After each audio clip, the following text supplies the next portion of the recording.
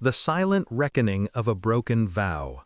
The soft hum of evening traffic filtered through the open window of our suburban Chicago home on October 8, 2025 at 7:15 p.m. PKT as I, Craig Hensley, 48, stepped inside after a grueling day managing my logistics firm. After nearly 25 years with Melissa, I'd honed an instinct for her moods, reading her through subtle cues. The lingering glance, the precise twist of her chestnut hair into a bun, the way she set her fork with deliberate care.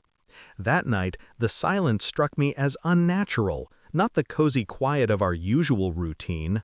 The kitchen, typically alive with clattering pans or a gurgling faucet, was eerily still.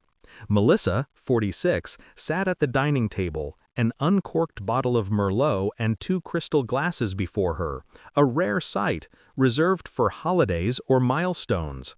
My gut tightened. "Craig," she said softly, her fingers gripping the glass stem like a lifeline. I forced a faint smile, tossing my keys onto the counter. "What's the occasion? Did I miss a date?" Her response was a tight, hollow smile. "Sit. We need to talk." Those words dropped like an anvil. I sank into the chair, and she poured wine with exaggerated care, her movements too controlled. Her voice, measured and rehearsed, began. "I've been lost in being your wife, raising the kids, running the house. I don't recognize myself anymore. I need distance, a break, to figure out what I want." A flicker in her hazel eyes betrayed her as she added, "There's a work retreat, overnight. It'll give me clarity." I nodded, face impassive, but something felt off. She'd never mentioned a retreat, and her evasive gaze screamed deception. I stayed silent that night, nodding when needed, my mind already churning. The next morning, before work, I seized the family tablet synced to her phone. A few taps revealed messages, not with colleagues, but with Lucas Reed, a vendor from her office. Dinner plans at Skyline Rooftop, a West Haven hotel booking, and a chilling line, "Can't wait to feel alive again."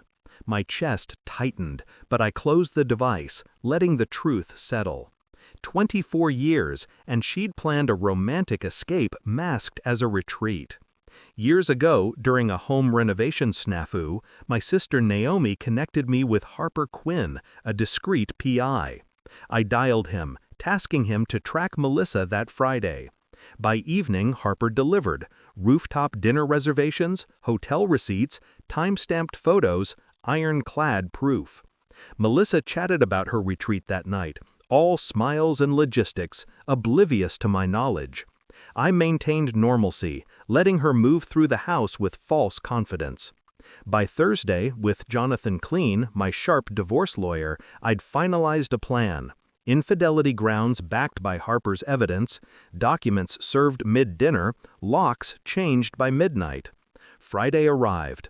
She left at dusk in a striking red dress, bag in hand, kissing my cheek as if all was well. I watched her go, then parked across from Skyline, unseen.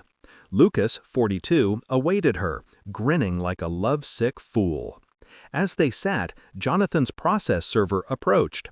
"Melissa Lawson?" She nodded, bewildered. "You've been served," he said, handing her the envelope before vanishing. I stepped out, calm as a storm's eye. "Your access to the house ends at midnight. Your things are packed for storage. All contact goes through lawyers." She froze, mouth agape, Lucas shifting uncomfortably. I left them amid the stunned diners. At midnight, she returned, testing the new locks, knocking futilely. I opened the door halfway, passing her a note with storage details. "You ended this at Skyline. I'm just closing it," I said. Her voice cracked. 24 years? Like this? I held her gaze. "You chose." By Monday, office gossip linked her to Lucas. HR, citing undisclosed contractor relations, placed her on leave. Lucas distanced himself, leaving her isolated. At home, the air felt lighter, meals unburdened by tension. Midweek, she called. "Craig, can we talk? Just us." I replied, only with a mediator. 2 days later, in a sterile conference room, I slid a folder, photos, texts, receipts, across to her. "Truth first," I said. She paled, nodding to the settlement. House and tilted assets mine, her car hers, co-parenting app for our grown kids' sake. The hearing was swift. She conceded.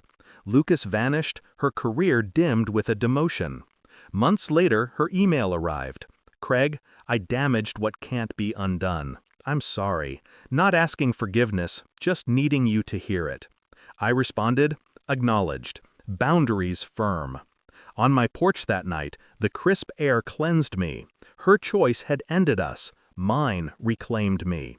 Silence, not rage, was my victory. A story I authored anew.